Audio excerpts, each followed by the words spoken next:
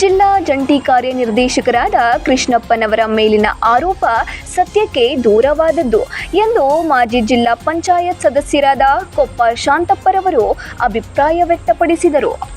ಜಾಥಾ ಬಂದಂತ ಸಂದರ್ಭದಲ್ಲಿ ಅವರು ಇಡೀ ಜಿಲ್ಲೆನ ಸಂಘಟನೆ ಮಾಡಿ ಇಡೀ ಜಿಲ್ಲೆಯಲ್ಲಿ ಸಂವಿಧಾನ ಜಾಗೃತಿಯನ್ನ ಬಹಳ ಯಶಸ್ವಿಯಾಗಿ ಮಾಡಿ ಸರ್ಕಾರದಿಂದ ಪ್ರಶಸ್ತಿಯನ್ನು ಪಡೆದಂತ ವ್ಯಕ್ತಿಯಾಗಿರ್ತಾರೆ.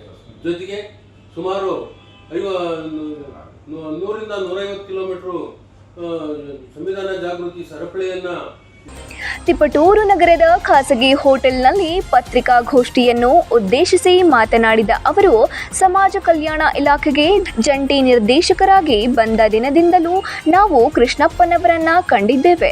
ಬಡತನದಿಂದ ವಿದ್ಯಾಭ್ಯಾಸ ಮಾಡಿ ಅನೇಕ ಹುದ್ದೆಗಳನ್ನು ಅಲಂಕರಿಸಿ ಈ ಹಂತಕ್ಕೆ ಬಂದಿರುವ ಅಧಿಕಾರಿ ಕೃಷ್ಣಪ್ಪ ಬಡ ಮಕ್ಕಳಿಗೆ ಅನ್ಯಾಯವಾದರೆ ತಕ್ಷಣ ಸ್ಪಂದಿಸಿ ಸಮಸ್ಯೆ ಬಗೆಹರಿಸುವ ಪ್ರವೃತ್ತಿಯನ್ನ ಬೆಳೆಸಿಕೊಂಡಿದ್ದರು. ಇಂತಹ ಅಧಿಕಾರಿಯ ಹೆಸರು ಬರೆದು ಆತ್ಮಹತ್ಯೆ ಮಾಡಿಕೊಂಡ ಮಲ್ಲಿಕಾರ್ಜುನಯ್ಯನವರ ಘಟನೆಗೂ ಇವರಿಗೂ ಯಾವುದೋ ವೈಯಕ್ತಿಕ ಉದ್ದೇಶಗಳಿಗಾಗಿ ಇಂತಹ ಆರೋಪಗಳನ್ನು ಮಾಡಿರುವುದು ತಪ್ಪು ಎಂದು ಅವರು ಆರೋಪಿಸಿದರು.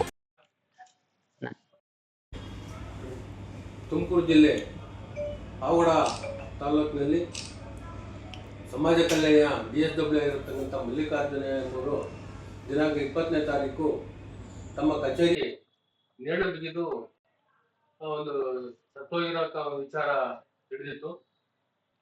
ಆ ವಿಚಾರವಾಗಿ ನಾವು ವಿಚಾರ ಮಾಡಲಾಗಿ ಪತ್ರಿಕಾಗೋಷ್ಠಿಯಲ್ಲಿ TSS ಮುಖಂಡರಾದ ಪೆದ್ದೇಹಳ್ಳಿ ನರಸಿಂಹಯ್ಯ, ಕುಪ್ಪಾಳು ರಂಗಸ್ವಾಮಿ, ರಾಘವೇಂದ್ರ ಯುಗಚಗಟ್ಟೆ, ಅಧ್ಯಕ್ಷರಾದ ಮತಿಘಟ್ಟ ಶಿವಕುಮಾರ್ ಮತ್ತು ಮಾರನಗೆರೆ ರಮೇಶ್ ಸೇರಿದಂತೆ ಮೊದಲಾದವರು ಹಾಜರಿದ್ದರು.